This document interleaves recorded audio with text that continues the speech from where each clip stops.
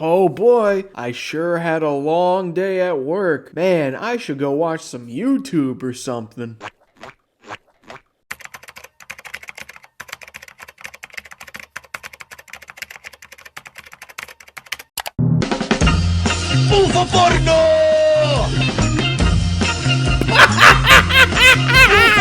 Oh man, that video was funny.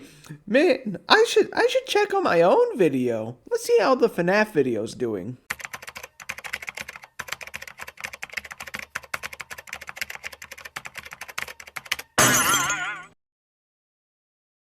Holy smoly!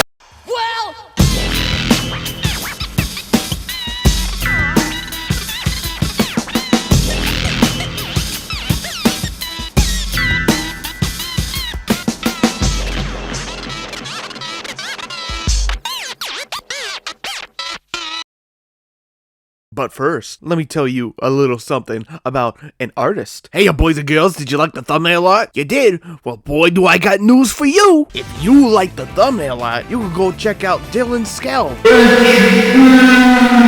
He made this wacky, groovy thumbnail art for me and makes art just like this. And if you pay him the right price, he'll even do a commission for you. He'll draw you. He'll draw your OC. He'll draw your grandmother. He may even draw a life-size replica of your dog. You know, it's so good it makes you want to punch someone in the face. It makes you want to go, ah! I love this artwork. You could go follow him on Instagram, Twitter, Blue Sky, and Newgrounds. Make sure you check him out after you watch the rest of this video, or I'll gut you like the fish that you are. Now enjoy the rest of the video. Holy schlamoli, this thing's at 8K.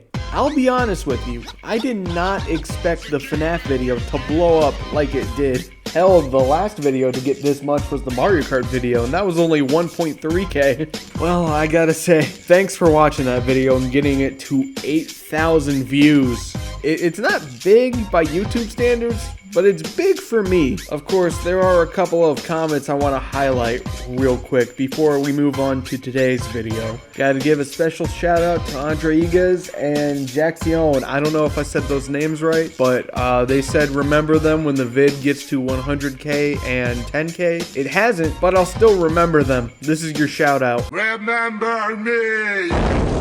Also, a special little shout out to our little buckaroo, Smiling Baseball TE11Y. He's 9 and wasn't scared. Why the fuck are you watching my videos? Now, because I'm assuming this incoming traffic from my latest video is because you all want to hear me speak rather than, you know, the funny bear game, I decided to talk about a different horror subject. You see, Five Nights at Freddy's wasn't really what I grew up on. I was about 11 when the games came out, and yeah, I could have grown up on them, but there was a different horror medium that really stuck to me. Creepypastas. I really liked the short story format of the spooky tortellini. It was really fun for me, at least. Was I scared? Yes. Most of the ones I've read were pretty shitty or poorly written, but they still scared the fuck out of 9-year-old me. However, I want to talk about the good ones. Let's talk about the ones that I've read as an adult that actually do scare me, or at least I think are good stories. Of course, I'm going to be missing a lot because there are plenty of creepypastas out there. I'm going to be talking about the 8 that stuck with me the most,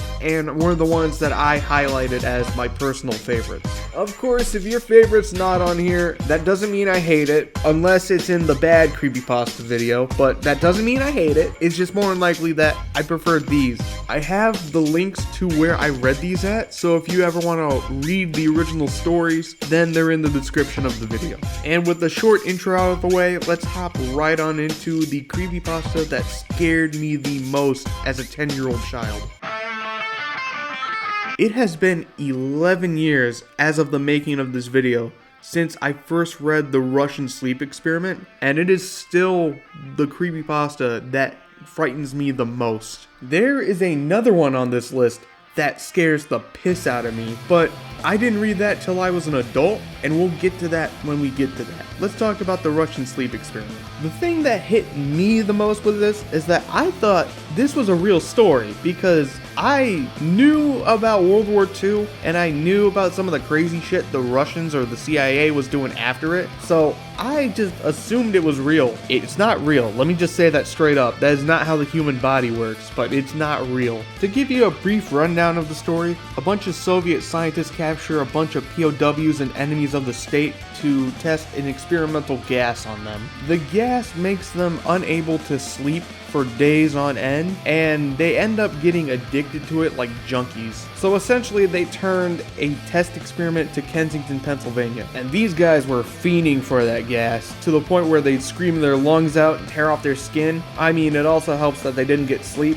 but they were fiending for that gas. It was eventually to the point where they didn't even want to leave the room they were staying in. So if the scientists unlocked the door, they wouldn't even harm them. They just tried to stay in. They were only violent if they didn't get the gas and if they were messed with, or at least forced to leave the rooms. Near the end of the story, when it was found out that if they go to sleep, they fucking die, there was a giant massacre and no one but one scientist survived. The ending line is so good and is what really encapsulates me in this story. After these guys start ripping out their own guts and dying when they go to sleep because they wanted to stay awake, an ex-KGB officer decides to put them back on the gas, and then things just become more chaotic and a lot of people die. And then the ex-KGB officer goes in there and decides to point a pistol to one of the guys' heads and just simply asks, "What are you?" Then the subject smiles. He says that we are you.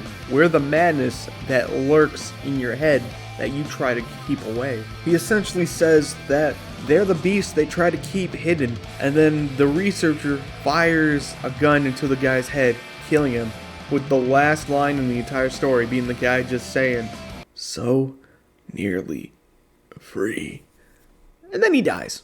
This story scared the shit out of me as a kid, and it's a really good read. If you want a really good, decently length story that is pretty creepy, I highly recommend this one. It's my favorite creepypasta for a reason. Candle Cove is one of the big ones that I've never seen anyone hate on. And it's for a good reason, it's damn good. Created by Chris Straub, who you may know as the guy who created Local 58, Candle Cove is a blog forum about a bunch of people reminiscing on a show they watched back in 1971 or 1972. It was this weird pirate show that had a bunch of low-budget puppets with human characters, kind of like Lazy Town but without the budget, and it had a bunch of the forum members describing what they remembered, including Pirate Percy, who looked really weird and out of place for some reason, or the Skin Taker, the main antagonist, with the Skin Taker being this skeleton pirate with a jaw that kind of just hinges left to right like a cow, and also wears a pelt made out of dead children apparently. At one point, the child character asks the Skin Taker, "Why does your jaw move like that?" And the Skin Taker just replies, "To grind your skin with!" Fuck, I kind of sound like Captain Ginyu for a second there. The ending of the story, after everyone remembers a shared nightmare about all the characters screaming and the main child character crying, just has one guy go to his mother in a retirement home and just say that the whole show never existed. Literally every single person in that forum board has just been watching static and nothing but static. That shit is actually crazy. In fact, Sci-Fi actually made a show based on creepypastas called Channel Zero, and the first 6 episodes are based on Candle Cove. The other 3 being based on No End House, The Butcher's Block, and Dream Door. Also, No End House isn't in this video, but I do recommend that one. That one's pretty good. So it's really cool that the popularity of this creepypasta was able to make it into an actually broadcast television show. Eat your fucking heart out, Jeff the Killer. You're a monster.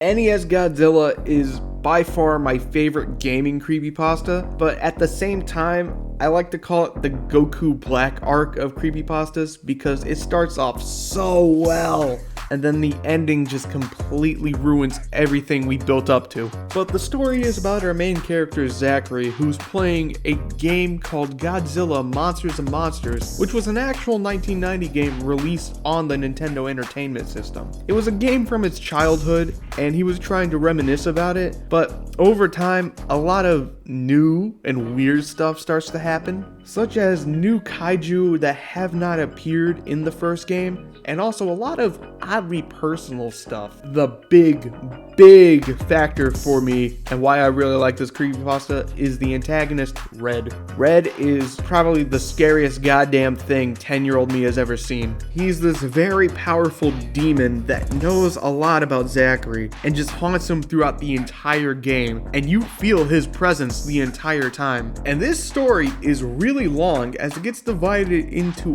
8 separate parts with the 8 chapters representing the different worlds you can visit in this game. I'm not gonna spoil too much about this story because I feel like you gotta read it to really enjoy it, but all I can say is that he really does understand the closure with his dead girlfriend Melissa. But I'm not gonna talk too much about that because then that's spoiler territory. But the reason why I call it the Goku Black arc is the ending, because this fucking ending sucks. The main thing is that everything just kind of resolves itself at the end. I'm okay with the monster getting beaten in the end. It's just that at the end, Zachary fucking sells it on eBay. What the fuck is wrong with him? This game you know to be haunted and you know has personal information about you. You just go up and sell it on eBay. What are you, fucking stupid? Now, while it suffers from a lot of early creepypasta syndrome, necessary hellscape shit, and a lot of cheesy stuff with Red, it's still a really good time and a really good read, and I highly recommend it. If you don't want to read all 8 parts, there are many videos covering and reading all 8 parts for you, especially the Some Ordinary Gamers reading of it. That's where I first got introduced to it. Mental health is very important. I got my own problems, you got your own problems, we all got our own problems. But what if you know something is out to get you, but it's trying to trick you into believing you're crazy? This is what Psychosis is about, and this is the only story on here that I read as an adult that I did not read as a kid. And thank God I didn't read it as a kid because it probably wouldn't have hit as hard. But the story is about our main character, John, who's been isolated from the real world for a while after moving into this very, how do I want to say it, dank, dingy, depressing, and isolated apartment. He traps himself in his apartment trying to figure out what's going on, trying to figure out everything in his life, and over time he starts to succumb to the madness. He has a friend in this story named Amy who's trying to talk him through it at least, but he figures out that she's not real. Back there is not real. He figures out that there's something watching him, looking at him, and the more information he gives out, the more they're going to use it against him to make him succumb to a world that is a lie. In the end of the story, a psychiatrist and some other doctors come in and diagnose him with psychosis and take him to a mental institution. This was the part that actually got to me because the twist in this story was that John was fucking right. This whole world doesn't exist. John is the only person that is still alive, and they're going to keep feeding him this delusion that he's crazy. So, funny little story about this is that immediately after I got done reading the story, Doug came home from work and I got paranoid. I won't lie. But it goes to show mental health is very important. Also, I kind of imagine that the ending took place in the ward from One Flew Over the Cuckoo's Nest, so that kind of helped me not get as scared as much, I want to say. But it's still a really good story and I highly recommend it.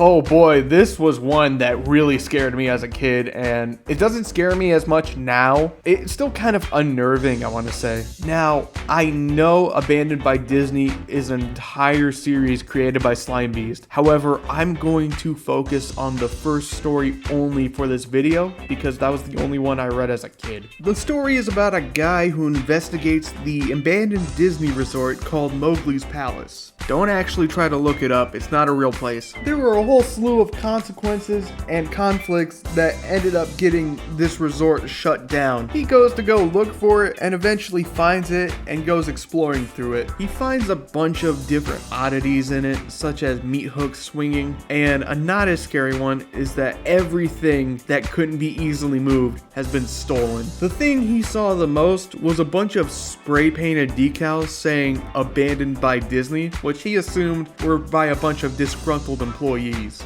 Then he finds an employee break room right next to the mascot room. When he goes inside, he finds this photo-negative Mickey Mouse costume just sitting oddly, like someone just died inside of it or something. He also finds this Donald Duck mascot head that he picks up, but the moment he picks it up, a skull just pops out of it and breaks. When he's about to leave, he sees the Mickey Mouse costume rise from the floor like Jesus Christ on the third day. In a perfectly hushed Mickey Mouse voice, the costume says to our guy, "Hey, you want to see my head come off?" Instead of simply taking the mascot head off, the costume decides to claw at his neck like it's attached to his skin. It was a really realistic depiction of someone trying to take their own head off by force, and the moment he does, a bunch of yellow thick liquid just oozes out of it. Our protagonist was able to take a picture of it, and then when he's trying to leave, he sees the message "abandoned by God" right above him.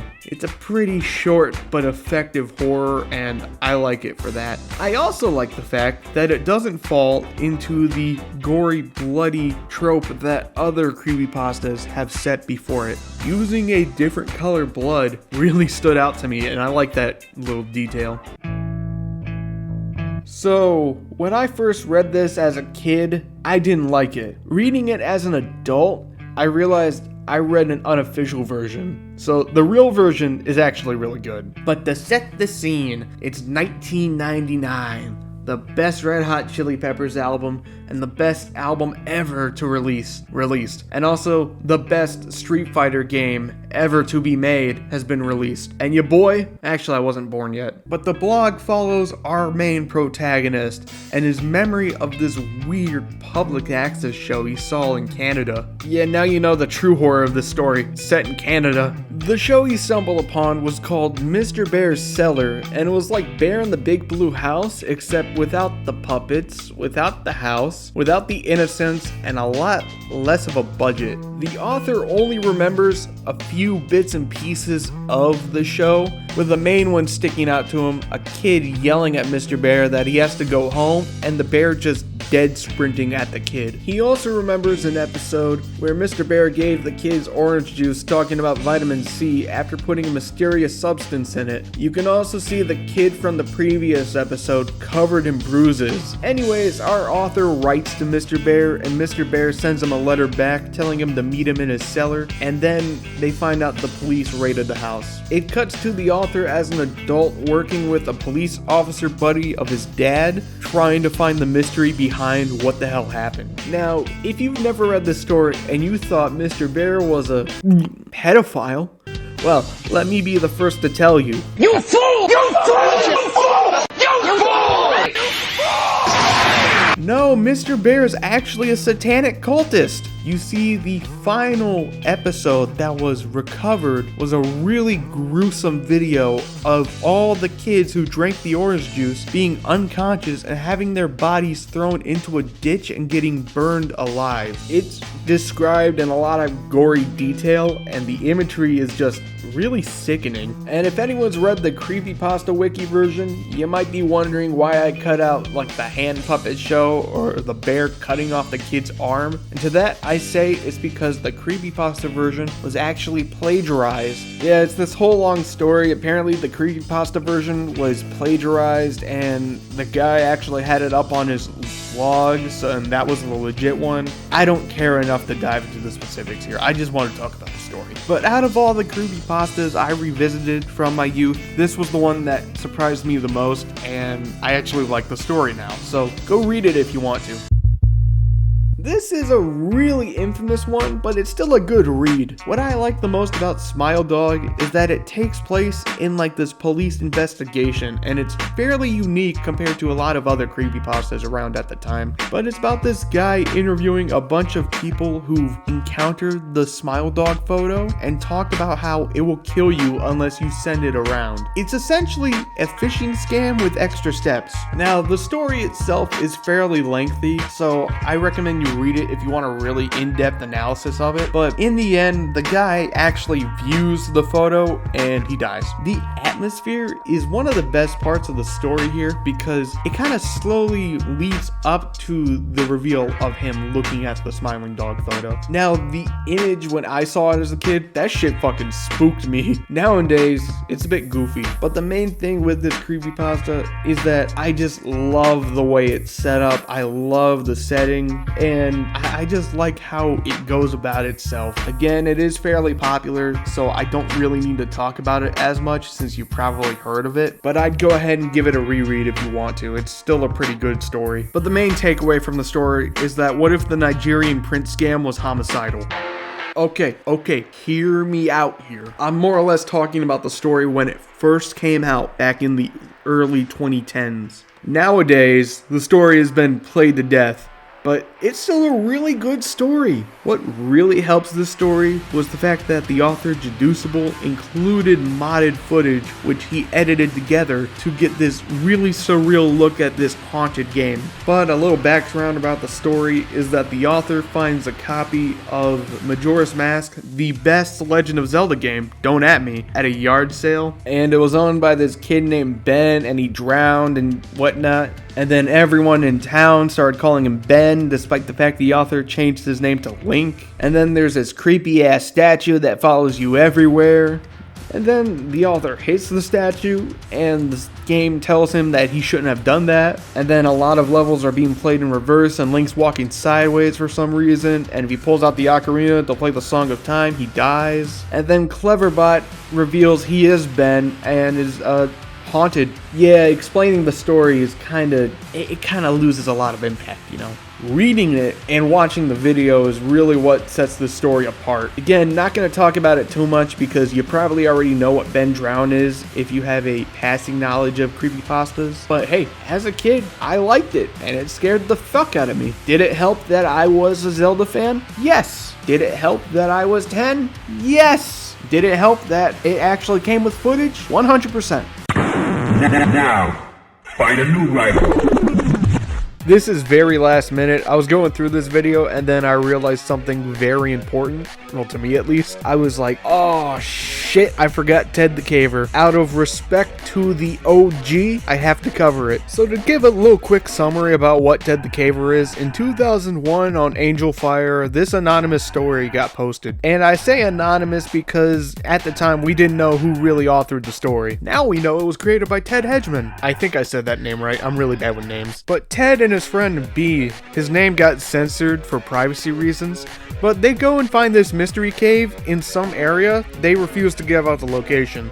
But they found this entrance that was about like 3 inches wide, but essentially they make at least a 10 or 12 inch wide entrance, and it's a really tight squeeze, but they're barely able to make it through, and they find a lot of weird shit, such as strange hieroglyphics or just weird wind sounds, and at one point they even think about bringing a gun with them. I should mention the gun was mentioned on the last page of the blog. Before that, they said they've been experiencing a lot of nightmares and hallucinations because of the mystery cave. When I say final page, I mean final page, because after this, the blog was never updated again. People presumed Ted died somehow. The story has a lot of impact to it, plus it's also a really good read, but the main thing to take away was that when this first landed on the internet, no one knew if it was real or fake. We now know it's fake, but that's just because it's been like 20 years since the stories came out. At the time, the closest thing you could compare it to was the Blair Witch Project, but there are a lot of early creepypasta tropes in this story, such as the supernatural shit that goes on, the main character being obsessed with the supernatural, and just this pending sense of danger that pursues throughout the entire story. It even got an independent film based around it in 2013, so that makes this the second creepypasta on this list to get media based on it.